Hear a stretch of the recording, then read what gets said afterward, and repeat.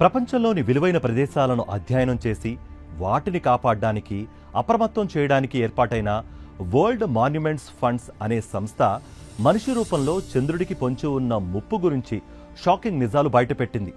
భూమికి సహజ ఉపగ్రహంగా ఉన్న చంద్రుడు ప్రస్తుతం సంక్షోభ చిహ్నంగా మారిపోయాడని ఆందోళన వ్యక్తం చేసింది.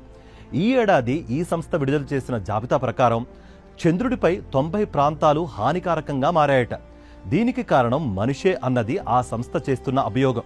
మానవులకు చంద్రుణ్ణి 16వ శతాబ్దంలో గెలీలియో తన టెలిస్కోప్ ద్వారా చూసి రేఖాచిత్రంతో చంద్రుణ్ణి ప్రపంచానికి పరిచయం చేశాడు. ఆ తర్వాత 1959లో రష్యా చంద్రుణ్ణి కెమెరాలో బంధించింది. అప్పటి నుంచి చంద్రుణ్ణి చేరాలని దేశాల మధ్య విపరీతమైన పోటీ తత్వం పెరిగిపోయింది. ఆ తర్వాత 10 ఏళ్లకు అమెరికా చంద్రుడి మీదకు తన వ్యోమగాములను పంపించింది.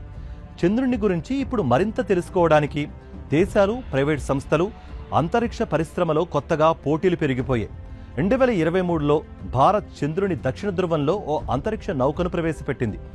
నేటి ఆధునిక యుగంలో కొన్ని దేశాలు అంతరిక్షయానంలో పోటాపోటీగా తమ ప్రయోగాలు చేస్తూ మానవ అంతరిక్ష ప్రయోగం కోసం ప్రయత్నించడం, చంద్రుని ప్రాంతాలలో పర్యాటక ప్రాంతాలు ప్రారంభించడం, గతంలో అంతరిక్షంలోకి వెళ్లిన వ్యోమగాములు చంద్రునిపై వదిలిన వ్యర్థాలతో అక్కడి ప్రదేశం హానికారకంగా మారుతోందట.